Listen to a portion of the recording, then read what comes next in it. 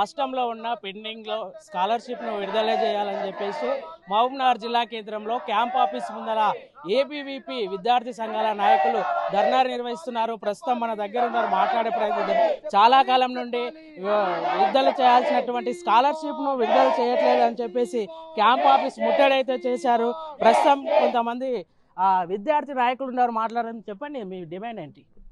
దాదాపు రాష్ట్ర ప్రభుత్వం ఏర్పడి 2 సంవత్సరాలు గడుస్తా ఉన్నా కూడా ఇప్పటివరకు మనం చూసుకున్నట్టయితే 8,600 కోట్ల స్కాలర్షిప్లు పెండింగ్లో ఉన్నాయి. దీని స్కాలర్షిప్ రాని కారణంగా ఎంతోమంది విద్యార్థులు చదువుకు దూరం అవుతున్నారు. పేద మధ్యతరగతి బడుగు బలహీన విద్యార్థులు చదువుకు దూరం అవుతున్నారు. ఏర్పడి గత ప్రభుత్వంలో ఉన్నప్పుడు ఆయన ఎన్నో హామీలు ఇచ్చిండు. విద్యార్థులకు స్థానిక జాబ్స్ ఇస్తామని చెప్పి, స్కాలర్షిప్స్ ఇస్తామని చెప్పి ఎన్నో మాటలు చెప్పిండు. కానీ ఈనాడు గద్దెత్తి కూర్చున్న తర్వాత ఈనాడు కూడా ఇప్పటికైనా సరే విద్యార్థుల పక్షాన ఆలోచించిన పక్షాన కూడా పోతలేడు. ఇంతవరకు ఎన్నో స్కాలర్షిప్ రాని కారణంగా ఎంతోమంది విద్యార్థులు చదువుకు దూరం అవుతున్నారు. ఇదనే కాకుండా ఎన్నోసార్లు బస్సెస్ ఛార్జెస్ కూడా పెంచడం జరిగింది. బస్సెస్ ఛార్జ్ పెంచడం వల్ల ఎంతోమంది పాలమూరు పట్టణంలో చూసుకోవచ్చు, రాష్ట్రంలో చూసుకోవచ్చు, ప్రాంతం నుంచి విద్యార్థులు, గ్రామాల నుంచి వచ్చే విద్యార్థులు కూడా బస్ ఛార్జీలు పెంచినాయి కాబట్టి వాళ్ళు కూడా చదువుకు దూరం అవుతున్నారు. దీని వరకు ఎన్నోసార్లు మేము వింతి పత్రాలు ఇస్తున్నాం కానీ, ఎన్నోసార్లు మెమోటోస్ ఇస్తున్నాం కానీ ఇంతవరకు కూడా రాష్ట్ర ప్రభుత్వం ఇంతవరకు విద్యార్థులను పట్టించుకునే కారణంగా పోతా ఉంది. కావున ఈరోజు ఎమ్మెల్యే క్యాంప్ ఆఫీస్ దగ్గరికి వచ్చి మా బాధ మొరబెట్టుకుంటున్నాం. అయ్యా, ఇప్పటికైనా సరే ఒక స్కాలర్షిప్ ఇచ్చి విద్యార్థులను ఆడుకున్నాయి అని చెప్పేసి ఈరోజు క్యాంప్ ఆఫీస్ దగ్గరికి వచ్చి మొరబెట్టుకుంటున్నాం. కావున ఎమ్మెల్యే గారు సహకరించి వారు మా బాధను తెలియజేస్తున్నామని చెప్పి తెలియజేస్తున్నాము.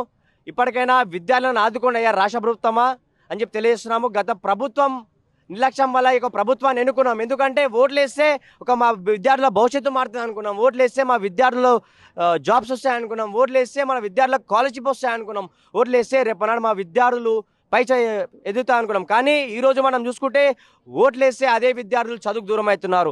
ఓట్లు వేసినంత కారణంగా అదే విద్యార్థులు ఈరోజు బస్సులో ఎంతో అంత జాబ్ చేస్తున్నారు. ఓట్లు వేసినందుకే ఈరోజు విద్యార్థులు రోడ్డుపై ఎక్కుతున్నారు. ఓట్లు వేసినందుకే అక్రమ అరెస్టులు పెడుతున్నారు విద్యార్థుల పైన.